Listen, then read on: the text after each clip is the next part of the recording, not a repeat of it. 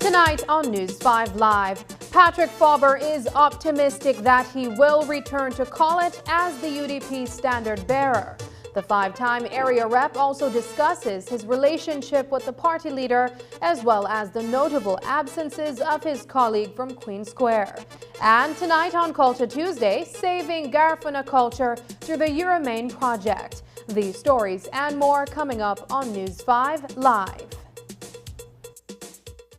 The last time we visited Miss Francesca Howers was to deliver the exciting news that she was chosen to receive a home sponsored by SMART for its 18th anniversary through the Hand in Hand Ministries housing program.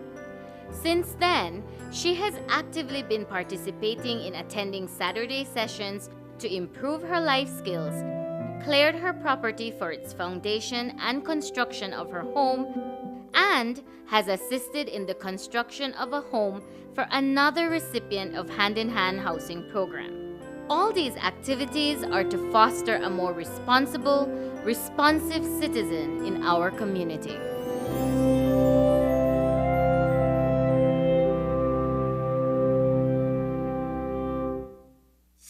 Live your best life and explore more with Samsung.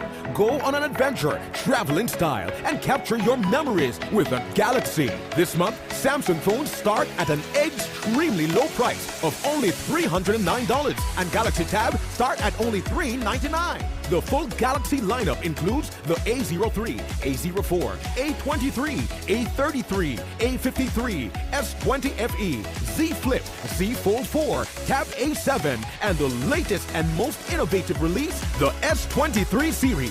Perfect for capturing all of life's adventures. Plus, when you buy any A-series device, you'll get a free 32GB SD card. Shop these awesome devices at any of Samsung's authorized resellers countrywide, including Cellular World, Digi, Quartz, and Odette's Home Center, and get 1-year local warranty with your purchase. So venture out and explore more with Samsung.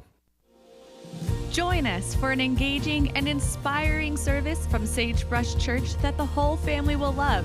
Each week, you will have the opportunity to take part in amazing worship and learn how you can make your personal relationship with God a priority. Watch us on TV, stream us online, or visit us in person at one of our 8 physical locations. Go to sagebrush.church or download the Sagebrush app to find locations and times to watch.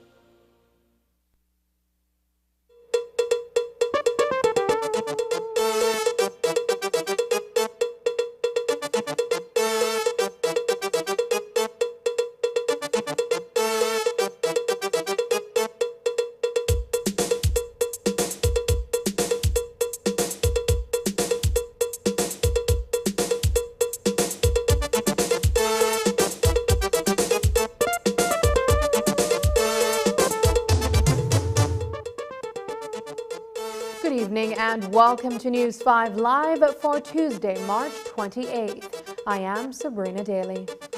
Patrick Faber, the 5-time area representative for Colette, is back to business as a card-carrying member of the United Democratic Party. Back in early 2022, Faber stepped down as leader of the UDP.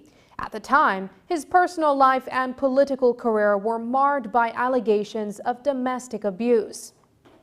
In the wake of his resignation, Moses Shine Barrow ascended to the leadership of the party when he emerged victorious over Tracy Panton during a leadership convention. In August of the same year, Faber was removed from the UDP's Central Executive Committee because he had failed to comply with a request for him to remove social media posts he made against the party and its current leader. A few weeks later, the UDP Nominations Committee rejected his application for College Standard Bearer on grounds that he continued to refuse to follow the directive of the National Party Council to not make any public criticisms of the party. In his place, the UDP endorsed Ian Jones as the standard bearer for the College constituency. But tonight, Faber is more hopeful that he has been over the past several months, that he will regain his seat in College. He already has the public support of the former area representative for Belmopan, John Saldivar.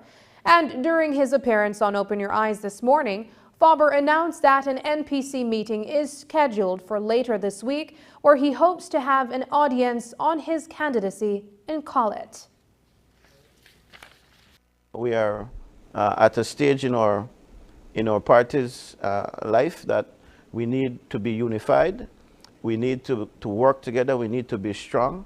And that is what I'm hoping for. We have a National Party Council meeting, of course, coming up over this weekend, where we hope to resolve some very key issues.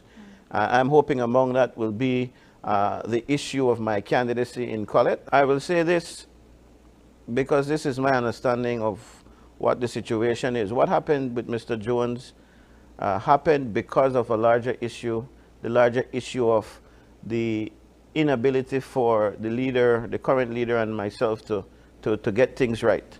And so if I was not going to be the candidate, Ian felt that he would be a natural fit. So that is what it is. And so I feel that if we're able to, as a party, and more particularly if we're able to, between he and I, the leader of the party, work things out, then those matters will fall in place. And I am optimistic, I'm hopeful that we're able to work those matters out in very short order. I also feel very strongly about running for my constituency. I am not going to abandon them. So when people say, or people hear me say, that I will run independent, I want people to understand that that would be my absolutely last option. My first love, my first commitment is to the United Democratic Party. And while Faber looks to the UDP's NPC for a determination on his candidacy in Colette, he says he is not interested in contesting the party's leadership position, at least not before the next general election.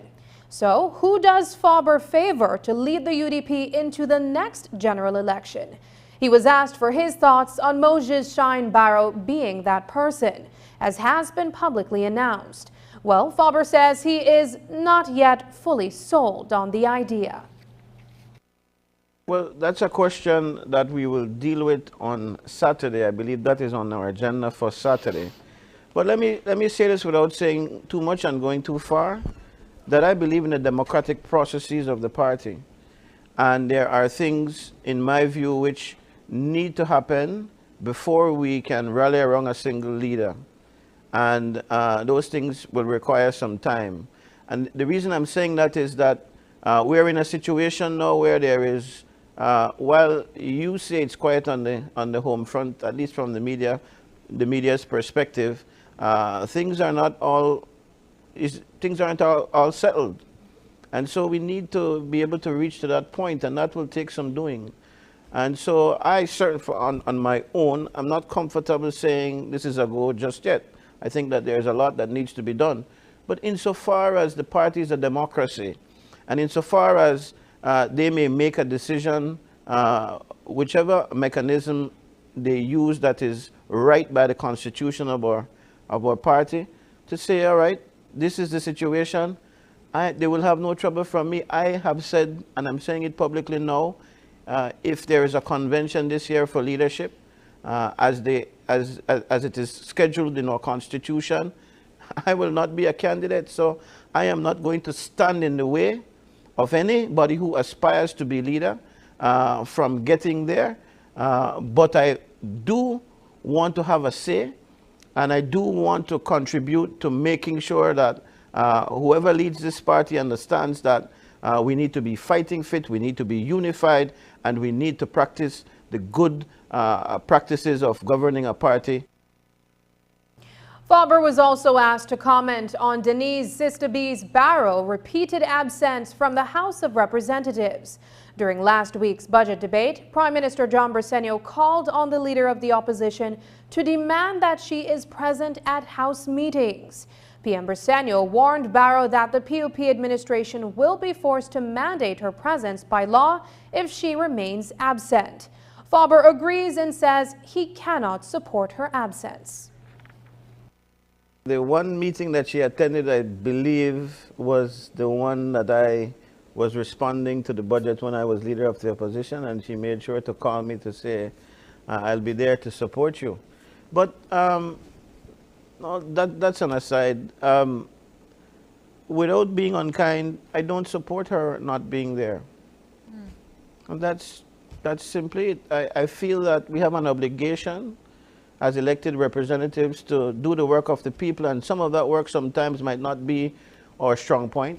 You know, it's not everybody that can get up before a camera or get up in a public, get up on a public stage and speak and deliver, but show up at least. And so I feel that that is not a situation that I could support. I feel we need to be working for the people. And if you're not running again, that's fine too.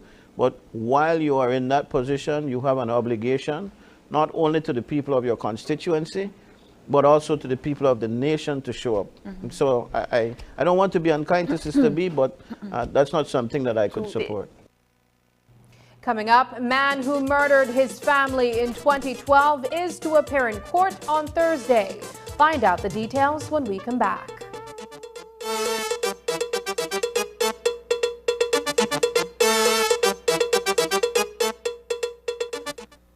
Hello, friends. I'm Dr. Bob Roberts with another 60-second sermon from God's Word. The Bible says, "Woe to you, scribes and Pharisees, hypocrites, because you shut off the kingdom of God from people." I conducted the funeral service for one of my dearest friends at the age of 62 who died of melanoma cancer.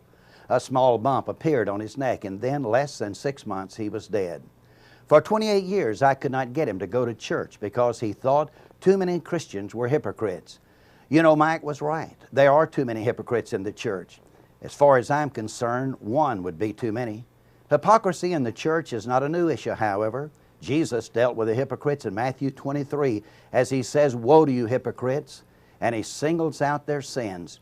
Jesus rebuked them because they were hindering people from entering into his kingdom. You know, Mike's problem was not really one about hypocrisy, but about validity. The question is, does the hypocrites in the church invalidate the gospel message? Of course not. What then does validate Christianity? The answer is simple.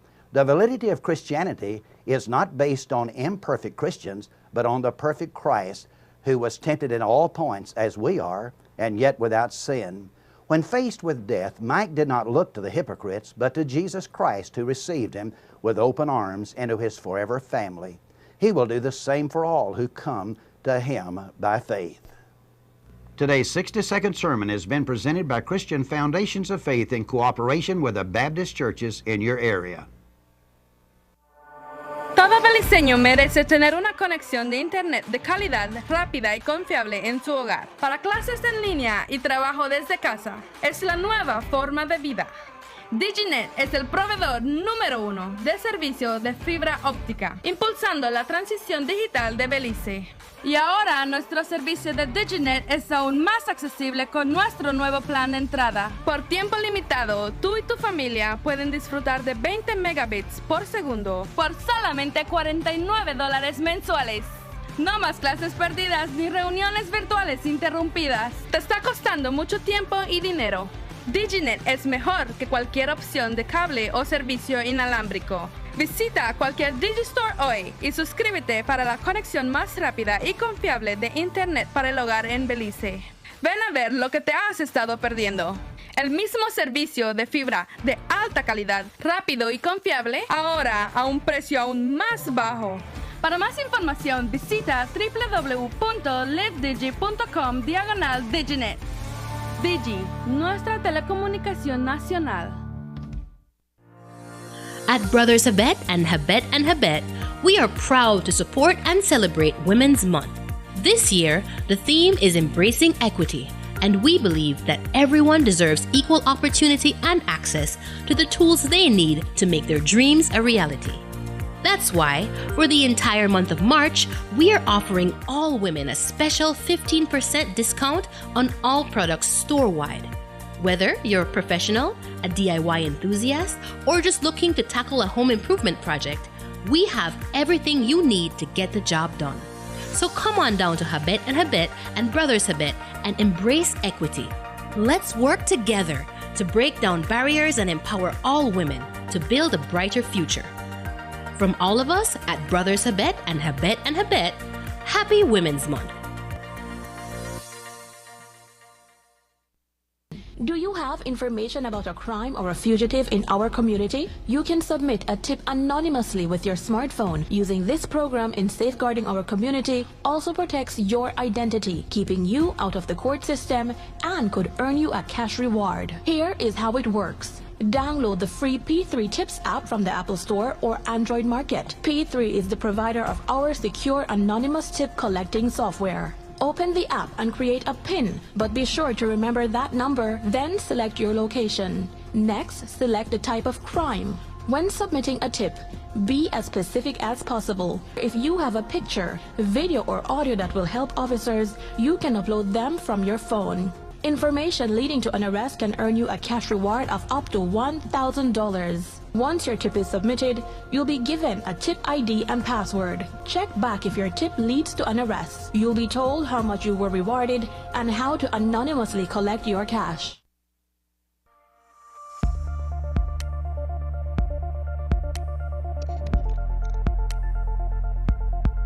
Environmentally degradable plastics, or EDP, are plastics that are affected by a combination of environmental conditions that cause the plastic to break down within an acceptable time frame.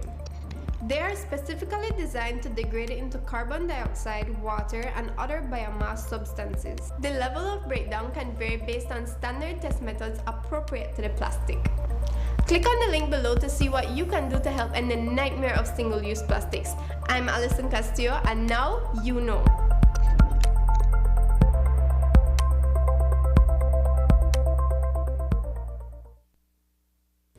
An internal inquiry by the Development and Compliance Unit, as well as the Professional Standards Branch, into the conduct of 4 law enforcement officers assigned to the Quick Response Team remains open.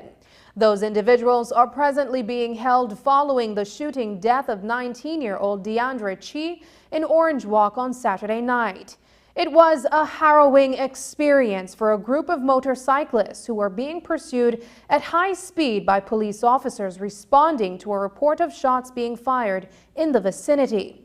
While Chi lost his life during the incident, investigation is being carried out within the department to determine the extent of breaches on the part of the policemen. Assistant Superintendent Alejandro Hernandez and Commissioner of Police Chester Williams have weighed in on the procedures that ought to have been followed by the responding officers. There were factors to consider. For example, the time of the day, the condition of the road. Specifically to save life was their population density out on the road at that night. Based on the information received and shots fired and officers returning fire, they had to consider if they continue the pursuit or leave it at that.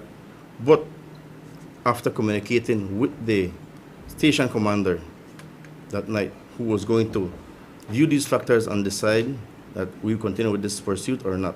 Because if they had prior knowledge that these persons where they can be found, then the pursuit could have stopped. The also pursuit policy states that if you're in pursuit of someone fleeing, you should not fire warning shots. I can tell you for the first time in the history of the police department, we have a partnership with the Human Rights Commission. And we even went to the extent of creating some very nice human rights booklets that we issue to police officers. We went even further to make sure that the legal unit within our department gone around the country and ensured that they train police officers in the human rights policy, the pursuit policy, and the use of force policy, because these are policies that we know are very essential to the performance of police officers out on the streets.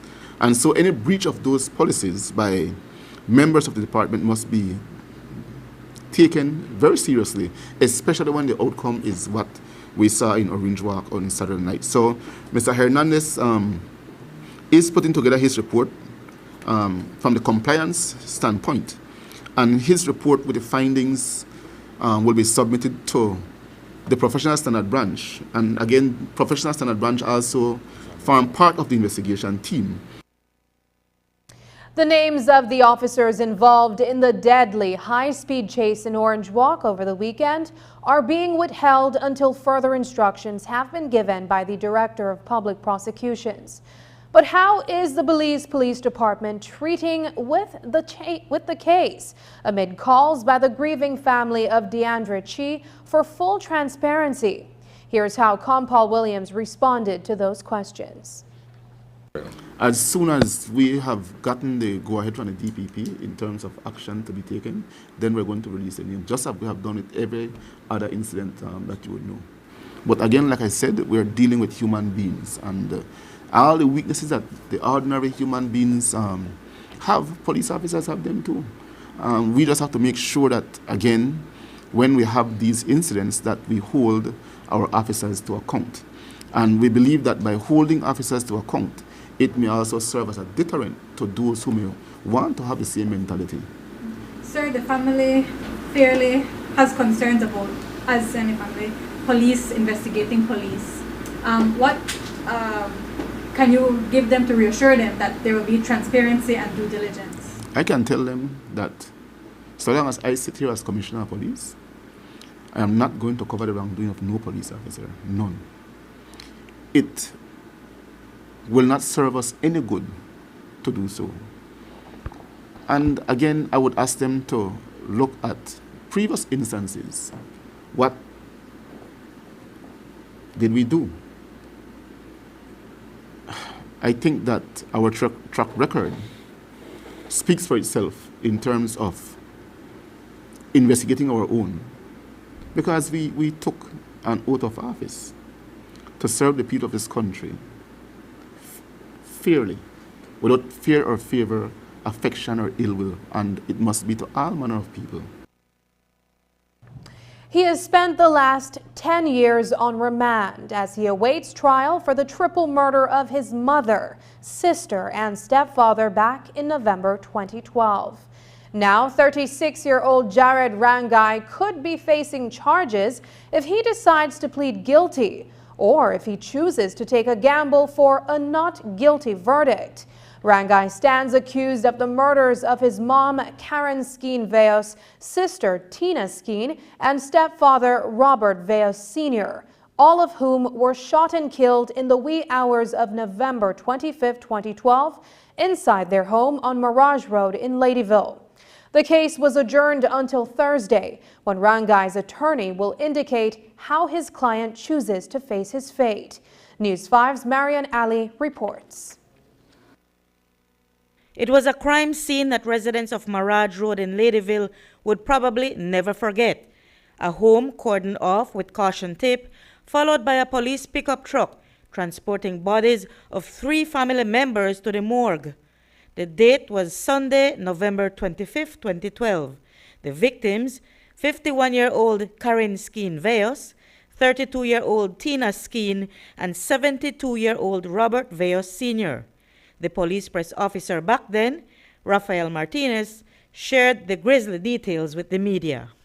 Initial investigations revealed that at approximately 3:30 in the morning on the same date, a loud noise which sounded like a gunshot was heard from inside the house, reportedly, and this was followed by a loud argument, which subsequently was followed by 2 more apparent gunshots. On the scene, police recovered 3 expended 9mm shells and a slug, and the bodies of Tina Skeen Abigail Veos and Robert Veos were transported to the Calhoun Memorial Hospital, where they were pronounced dead. The accused appeared with his attorney, Urson O.J. Elrington, in court on Monday for a sentencing indication, which is a look at how much longer he could be facing behind bars should he plead guilty. Supreme Court Judge Ricardo O'Neill Sancroft indicated that Rangai would be looking at 3 life sentences with the possibility of parole only after he has spent 40 years in prison. Considering that he has remained on remand for 10 years awaiting his trial, his parole would take effect after another 30 years. If Rangai opts to take his chance with a trial, the prosecution could be calling a number of witnesses to the stand. Jermaine Daly was the first person on the scene right after the triple murders back in 2012. When I run straight down the street, there was a lot of screaming and bawling. You know, I went straight in and I saw my homeboy, my friend Jarrett. You know, he was bleeding from his forehead, sitting down, you know, front of the house, was trembling, shaking. I asked him what happened. You know, he told me it was a home invasion. You know, he was so frightened. Rangai's attorney, Urson O.J. Elrington, is expected to inform the court whether Rangai will accept the sentences laid out before him for the triple murder, or whether he will decide to face trial. He was offered Supreme Court bail of $30,000 last year, but failed to come up with that sum and remains in custody at the Belize Central Prison. Reporting for News 5, I'm Marian Ali. Hilmar Alamia is tonight a free man after a no-case submission was upheld by Justice Herbert Lord earlier today. Alamia, who drove for former Orange Walk North Area Representative Gaspar Vega, was accused of the murder of 24-year-old Daniel Sosa in Orange Walk Town in July of 2017. Sosa had been shot once in the head while seated in the passenger seat of Alamia's vehicle, which was parked inside a popular nightclub. Sosa's body was subsequently dumped in the parking lot of the Victoria Hotel. Last week, Alamia's attorneys Leroy Banner and Richard Dickey Bradley entered a no-case submission on their client's behalf. The trial began in February before Justice Herbert Lord in the Orange Walk Supreme Court. It lasted for 6 weeks before Alamia's defense team made its no-case submission. After the break, the Uramae project, keeping the intangible Garifuna culture alive. We'll tell you about that, but first, here's a weather update with data from the Belize Met Service.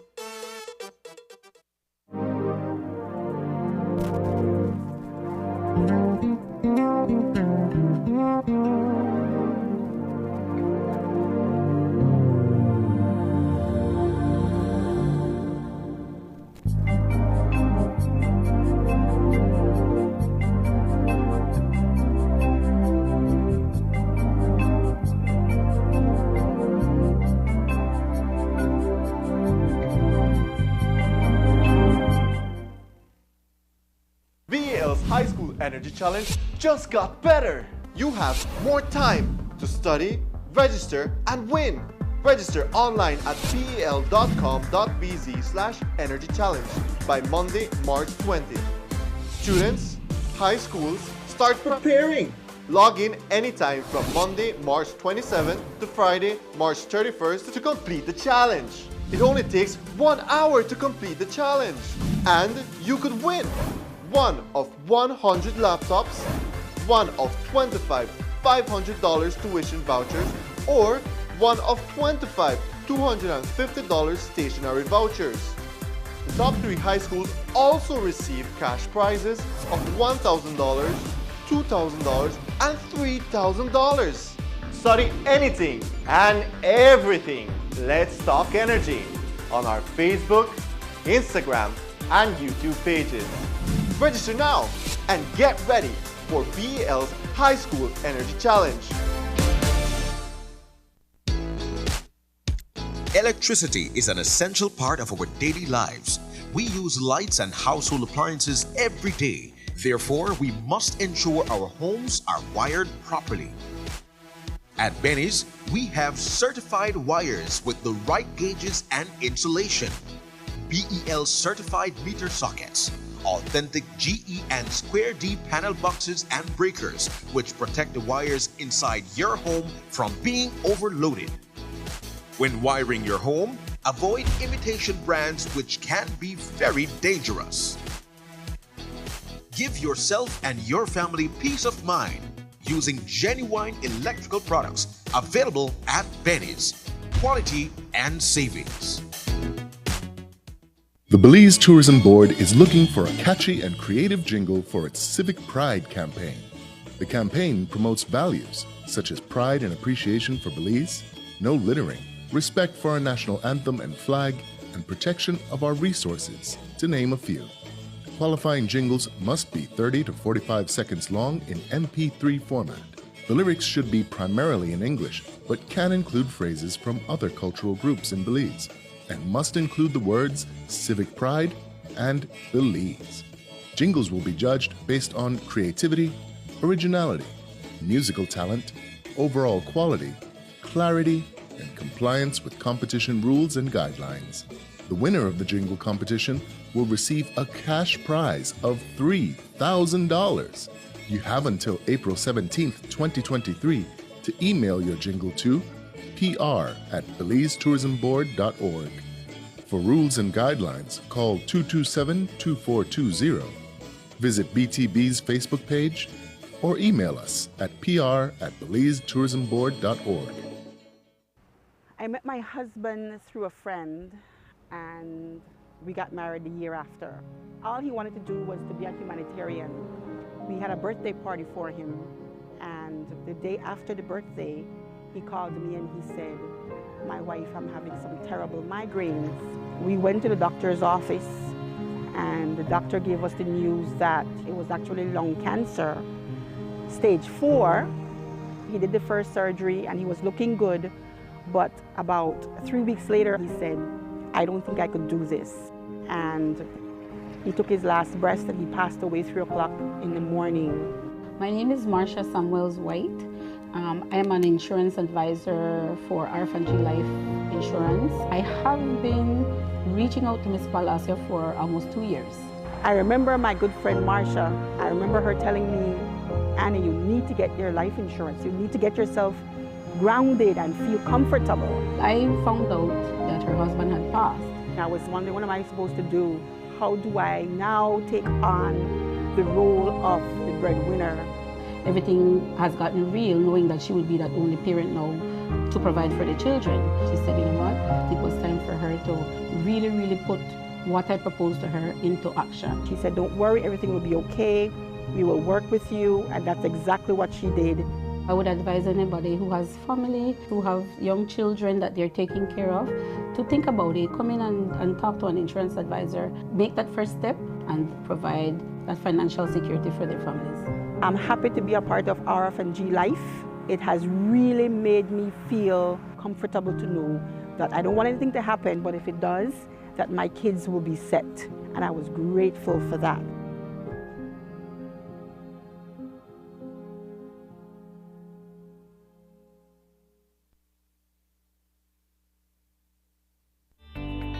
Taking its name from the venerable father of the nation, the George Price Highway stretches 77 miles from Belize City to Benqueviejo. Originally built in the 1930s, this cross-country highway system is the artery that links Belize to Central America at the western border with Guatemala. That connection facilitates overland trade, supporting Belize's economic development. Winding its way across the scenic countryside, the George Price Highway from Roaring Creek to Esperanza has been fully reconstructed to meet international standards, with particular emphasis on road safety. A shorter and hassle-free commute is best enjoyed when everyone obeys the traffic laws. To reduce the number and frequency of road traffic accidents, it means that a seatbelt must be worn at all times and the speed limit observed when traveling along the highway. It also means that pedestrians must use sidewalks and crosswalks where available. Buses should only board and discharge passengers at a designated bus stop. Road safety is everyone's responsibility. It begins with you.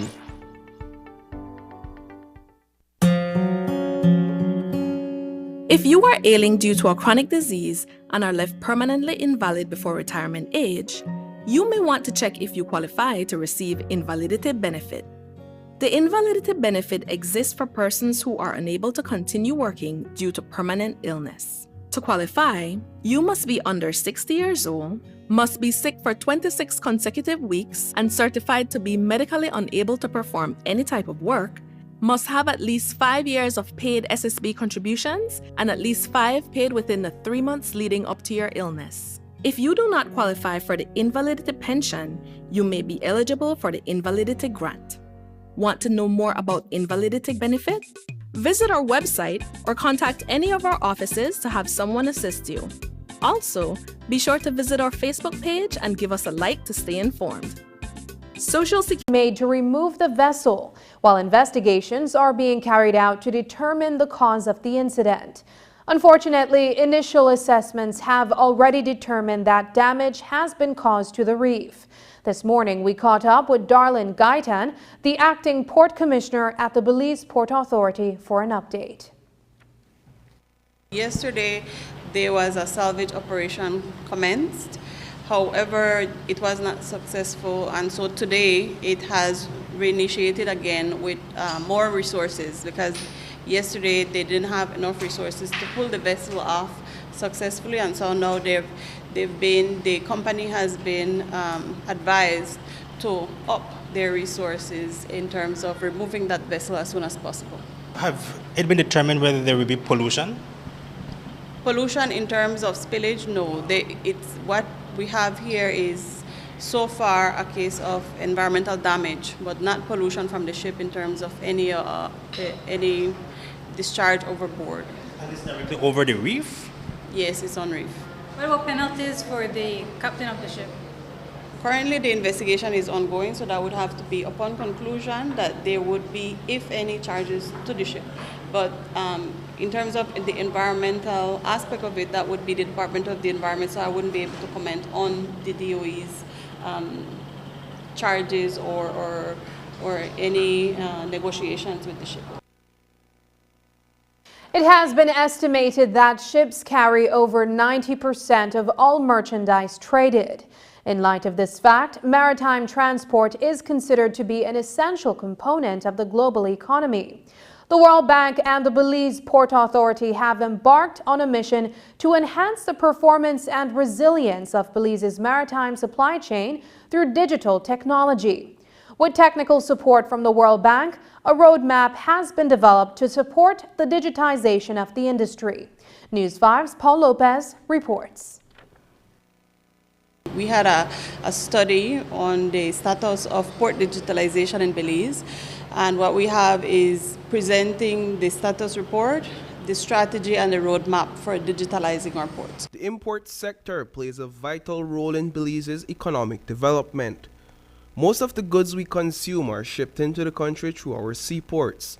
From the ports, goods are trucked across each district to their intended destination. The digitization of these services is crucial to the sustainability of the industry. This is one step of multitude of steps that are needed to improve what we refer to as trade and transport facilitation, which are systematic means of trying to reduce costs of a logistics chain. Logistics chain in this case being the one that, if we're talking import, of maritime side of it, the port operation side of it, and the trucking side of it. That if you look at all the elements that go into the import, such that it arrives from a port into the country and goes into the shelves, this digitalization is a step towards decreasing costs that eventually will happen. This is not something that is going to happen overnight, just so that people don't have that wrong impression. In partnership with the World Bank, the Belize Port Authority has developed a roadmap for digitizing our ports.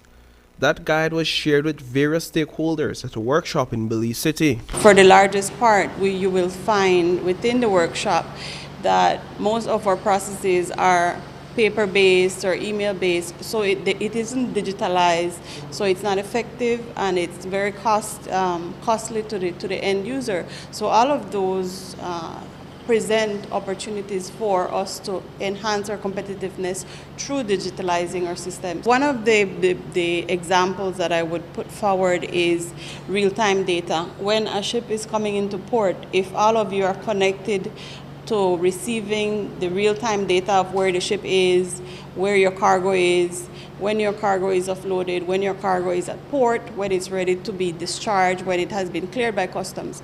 That makes your processes from the business side more efficient because you're able to plan ahead.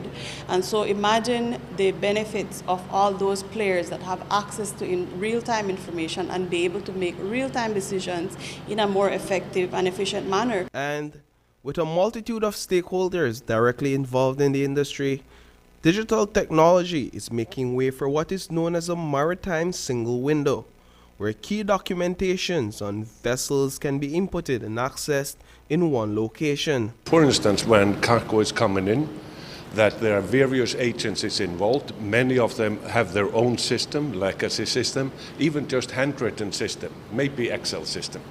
However, the information of this is often uniform, such that, for instance, a maritime single window would be a utility, would be a digitalization of information that would be available to all the different parties early on, even before the vessel comes in, such that they're working and singing from the same note sheet, that everybody has the same information and the correct information, that there are not errors being created by transferring information from one system to another. This facilitates, it speeds up, it improves the productivity in the sector. Hence, by extension, it will lead to lowering of costs. Reporting for News 5, I am Paul Lopez. Today, the Unity Presbyterian Primary School on Antelope Street Extension received a handsome donation from Rotary Club 5280 of California. The money will be used to complete a fence around the school's campus. The donation came through the Rotary Club of Belize. News 5 was at the school today and spoke with Francis Cisco Woods and principal of the school, Dalila Makwani, to find out how this donation was made possible and in what ways it will benefit the school.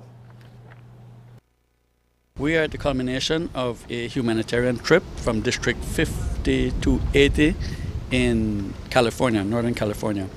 And we just wrapped up with the last project that we did, which was a $20,000 donation to Unity Presbyterian for their fence project that they're doing. But the entire project is 15 projects that we did, and 2 of them were global grants, so they're large numbers, but the sum of everything is $430,000 Belize that this group brought to the country in over 15 projects, 15 projects to be exact. How do you coordinate with these international Rotary groups? They reached out to us, District 5280. They every year they go to a country, they select a country, they ask the Rotarians, the Rotary clubs from that country to submit projects that they would like to see get help with. And so they did the same to Belize. We submitted, every club in the country submitted projects that they're working on, and they had to select something that would fit their budget. They ended up selecting 15 projects. We managed to do projects in Orange Rock, Belmopan, San Ignacio, Punta Gorda, all the way in Creek-Esarco, several projects in Belize City. And yeah, I think that covered everything. We are in dire need of this fence because then we can have a place that is safer. We can have a place that where we are going to integrate science and outside. We can bring science. We can have our gardens. We always wanted to have our gardens. We will have less of vandalism in the school, and we will also be able to beautify the place. So it would be a safe and child-friendly environment, whereby they would also be using their environment to learn. A new executive of the Cycling Federation of Belize, led by President Alicia Thompson, was elected in December of last year. But tonight, less than 4 months into its first term of office, Warren Koyi has demitted his post as CFB's treasurer. A letter issued by the chartered public accountant began circulating earlier, informing his colleagues of his immediate resignation. Koyi cites that as a CPA, he has attempted unsuccessfully to introduce basic and specific financial protocols in the handling of the Federation's funds. According to Koyi, several requests for receipts for funds used for cycling events remain pending, notwithstanding his willingness to assist with cash management. He states that he has also attempted to implement communication protocols to ensure that there is collective and informed decision-making, but those efforts were also fruitless. He also goes on to say that key decisions amongst the executive are being taken without discussion, and he is only made aware of those decisions via third parties. News 5 attempted to reach CFB President Alicia Thompson earlier today, but our call went unanswered. When we return, the Uramae project, keeping the intangible Garifuna culture alive.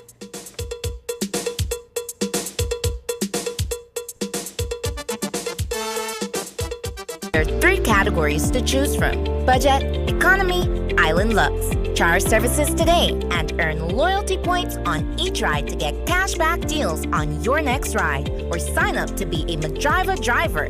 Just be sure to have your police record on hand. Transportation services at your fingertips. Download the app today. Madriva, opening doors to new opportunities. At SMART, we embrace change, innovation, and equality. From energy and transport to telecommunications and network technology, our females are bringing their own style of leadership to traditionally male-dominated sectors and breaking down barriers for the next generation. Therefore, fostering our women's sense of self-worth, her decision-making power, her access to opportunities and resources is at the forefront at SMART. SMART celebrates all women this Women's Month under the theme Digital Innovation and Technology for Gender Equality.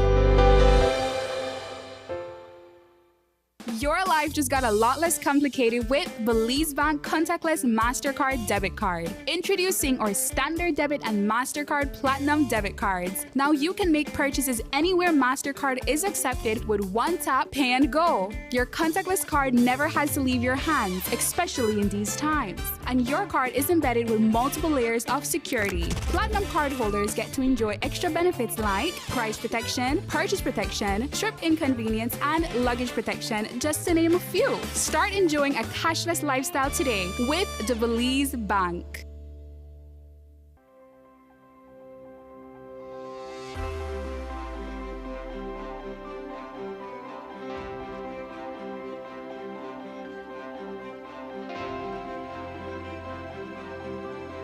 Good morning. Thank you for calling me. This is your inspection first. Once the inspection passes, we'll do the connection for you.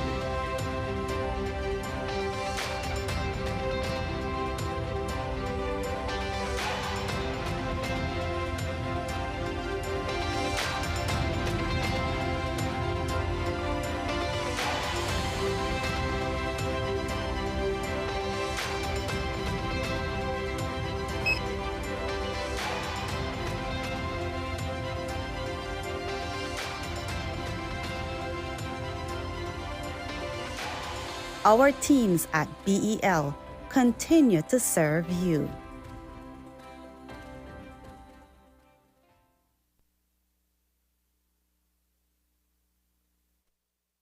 In tonight's episode of Culture Tuesday, we look at the Uramae project. Uramae is the Garifuna word for Saint Vincent, the birthplace of Garifuna people and culture. And the project seeks to keep the intangible cultural heritage alive by promoting the language and music across Garifuna communities in Central America and the Caribbean regions. Today at the Civic Center in Belize City, one of several concerts was held to share in the culture. News 5's Dwayne Moody reports.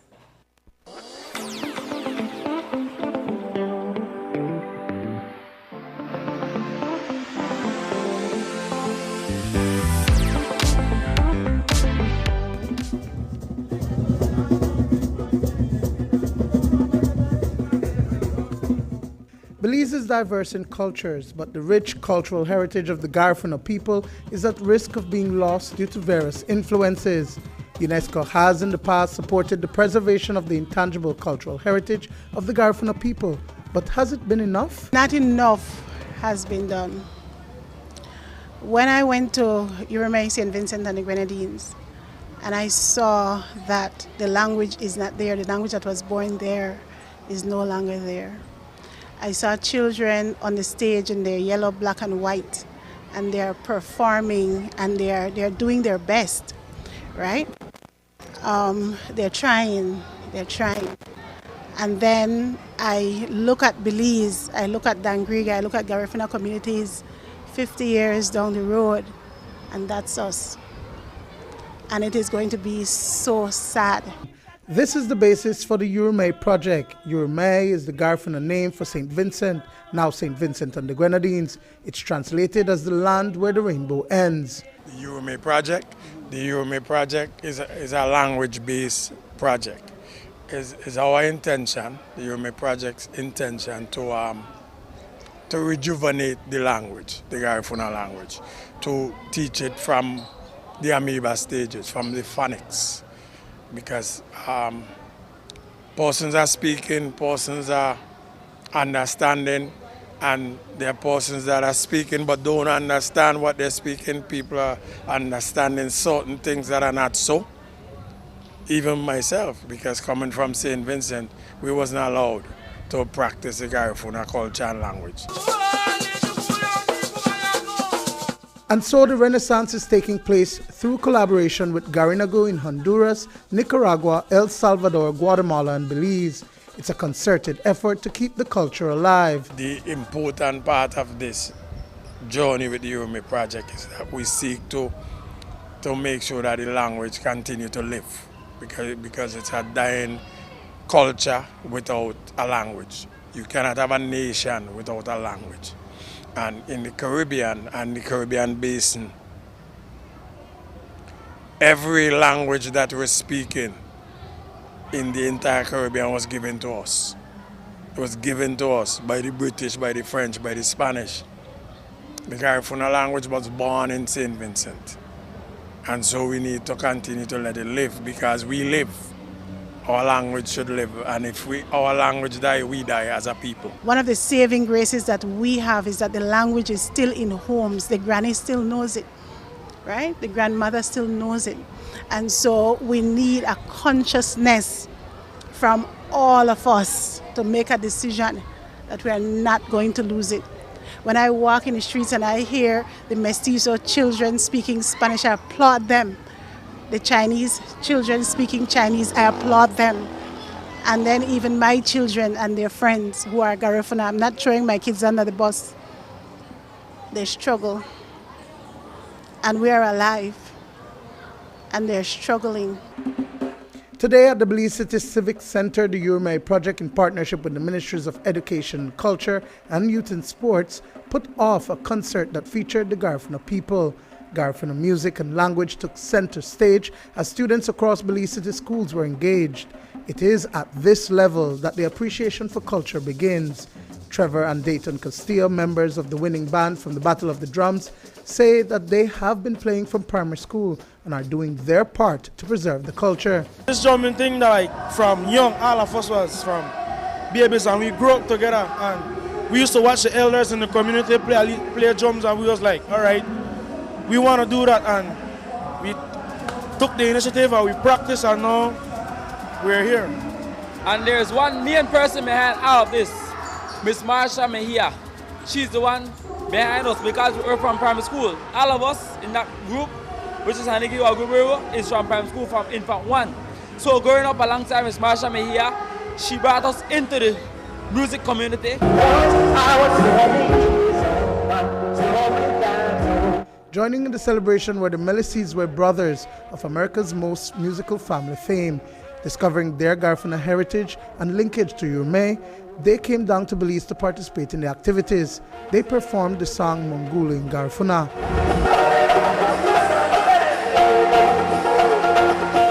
Belize having Garifuna roots as well, recently we found out that St. Vincent is very connected to the Garifuna culture, and we're just so happy to be. We feel like home here. We feel that great connection with our Garifuna people, and we're so excited to learn the language, to learn about our culture, learn our history.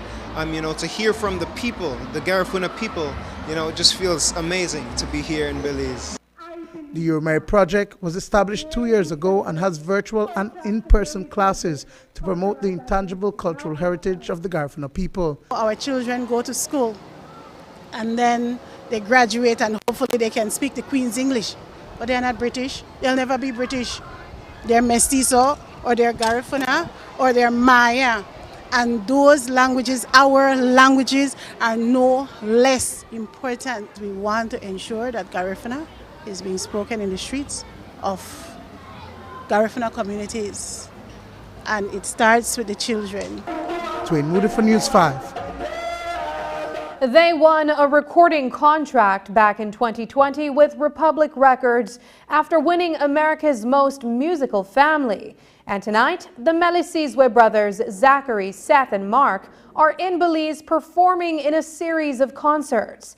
Their participation is twofold: to highlight the work of the Uramae project to preserve the intangible cultural heritage of the indigenous Garifuna people, but also to assist with raising funds for a track and field facility in southern Belize.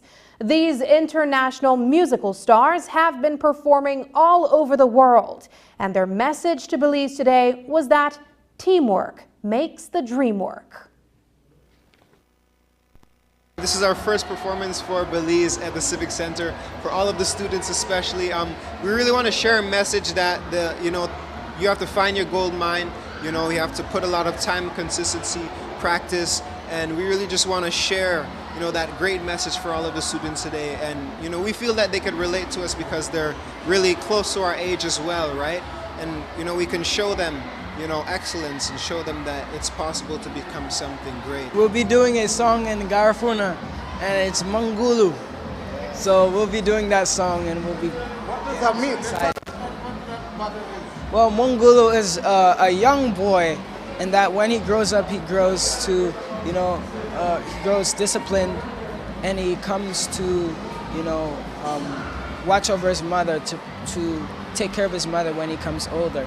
So his mother raises him to be a good, a young man, a good young man. So, yeah, I'm really excited to perform this. What we're doing here is really great. It's a movement, and it's a collaboration with Uramae project, and the gold mine is we just hope to inspire others to go after their dreams and their goals. So what we're doing here is just really being a part of that mission, that collaboration to help others to achieve those things. And I'm just really excited to be here. It's really great, and I love Belize. We always knew that we would come to Belize one day. Our dad said that it's our home, and we sincerely believe that Belize is our home. And we're so glad to be back.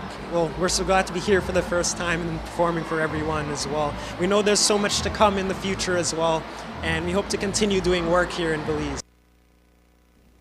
The free concert goes south on Thursday, and students from schools in that part of the country will converge at Ecumenical High School for the presentation. On Saturday, April 1st, there will be the Minister's Ball, hosted by Minister of Youth and Sports Rodwell Ferguson and the Uramae project. Funds generated will be used for the construction of a track and field facility in Dangriga. We're using music, we're using sports, because out of Ecumenical High School, when Dr. Kai was principal there, we've started a journey of taking children to run in the pen relays in the United States.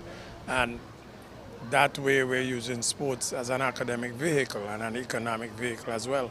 So with sports and music and our collaboration with the Melisizwe brothers, with Team SVG International, which is an organization I preside over, we sponsor the U.S. leg of the students from Belize that comes to the U.S. to run. In the past, 2 voyages there, and we continue to do that. Dr. Kai now presides over the Uramae project, and we are going to also, we have embarked on the journey of creating a running track in the south so that more young persons can be exposed to sports. We're in support of the Uramae project along with the Ministry of Sports, the Ministry of Education, UNDP, as well as Minister Rodwell Ferguson, to build a track and field facility in the south of Belize in Stan Creek District. And, it's all a part of, the youths here have a gift. And that gift is to, use it, and also to develop it. So, we hope that this project is, helps out the youths, in terms of building proper physique, in terms of technique and everything. So, and the gold mine is all about supporting, the youth's dreams. The Malasuza brothers had come in from Canada, I believe. Their parents are from St. Vincent. And they're coming in just for this purpose, to raise funds so we can start with the foundations of the track and field facility in that region. Our goal is to have it completed, or at least halfway completed, by next year. We'd love to have all funds by the end of this year, but as much as any assistance we can get with doing this project, it helps us complete our next phase, filling the land, getting the materials in. I mean, it's a really big initiative. Up next, St. John's Credit Union breaks ground for new head office.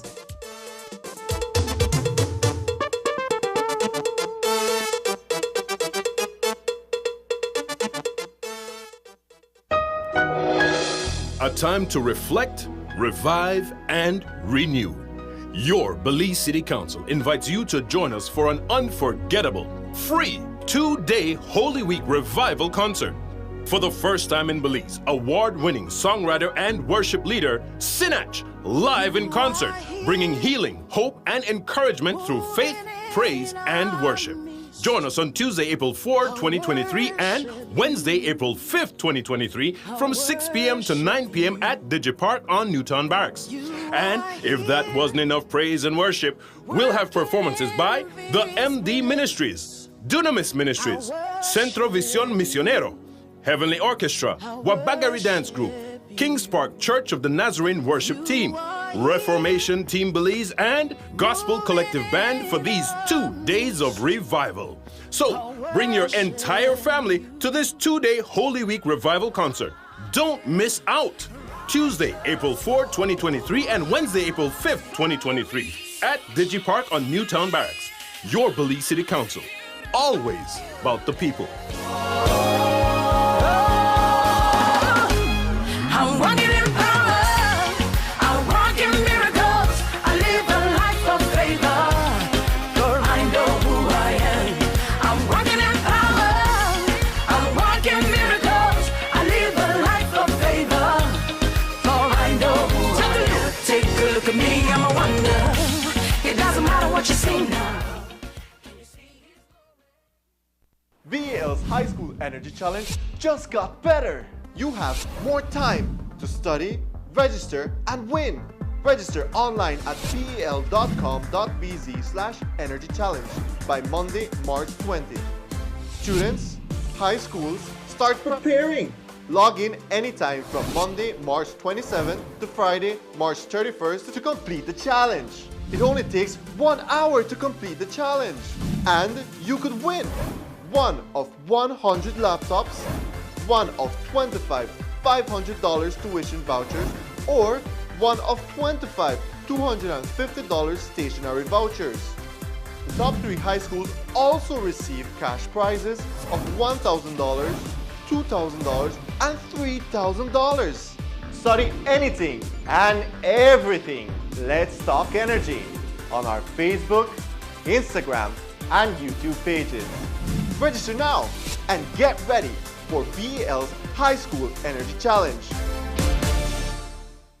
Do you have information about a crime or a fugitive in our community? You can submit a tip anonymously with your smartphone. Using this program in safeguarding our community also protects your identity, keeping you out of the court system, and could earn you a cash reward. Here is how it works. Download the free P3 Tips app from the Apple Store or Android Market. P3 is the provider of our secure anonymous tip collecting software. Open the app and create a PIN, but be sure to remember that number, then select your location. Next, select the type of crime. When submitting a tip, be as specific as possible. If you have a picture, video or audio that will help officers, you can upload them from your phone. Information leading to an arrest can earn you a cash reward of up to $1,000. Once your tip is submitted, you'll be given a tip ID and password. Check back if your tip leads to an arrest. You'll be told how much you were rewarded and how to anonymously collect your cash.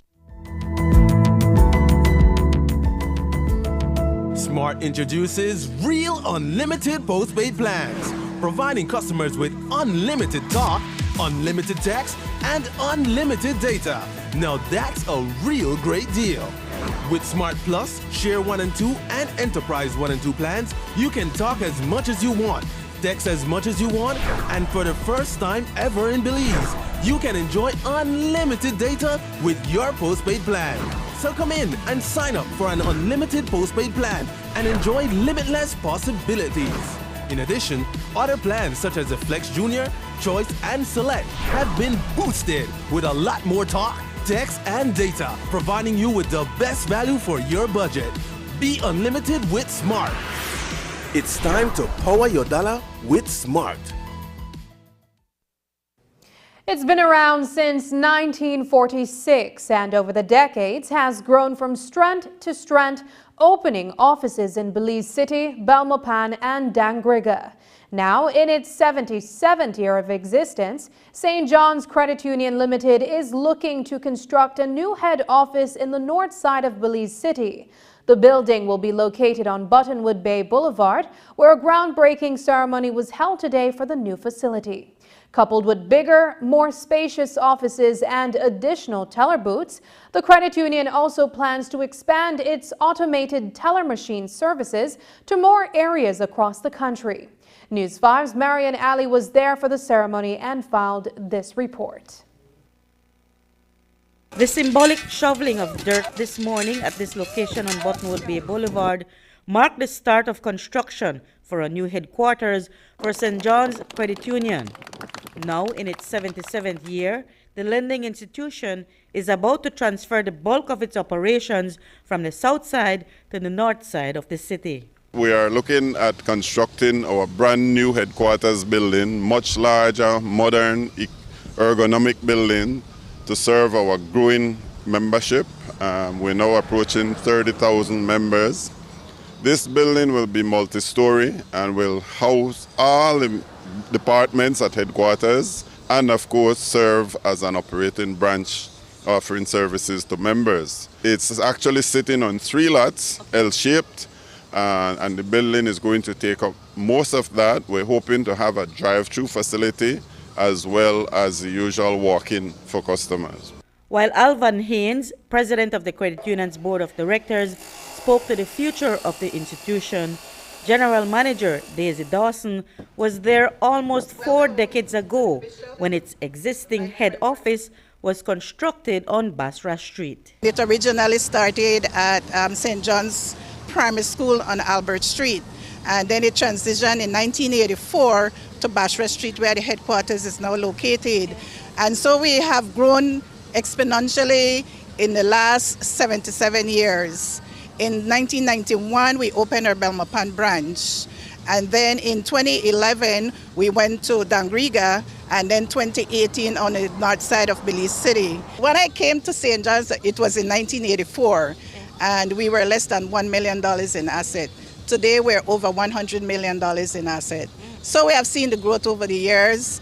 With a new building now in the pipeline, St. John's Credit Union will be able to expand its services.